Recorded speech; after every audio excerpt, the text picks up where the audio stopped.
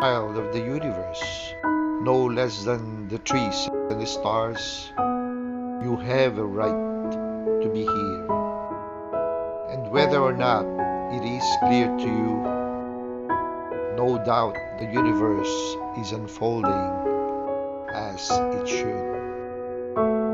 Therefore, be at peace with God, whatever you conceive Him to be, and whatever labors and aspirations in the noisy confusion of life. Keep peace with your soul. With all its sham, drudgery and broken dreams, it is still a beautiful world. Be cheerful. Strive to be happy. Desiderata by Max Ehrmann.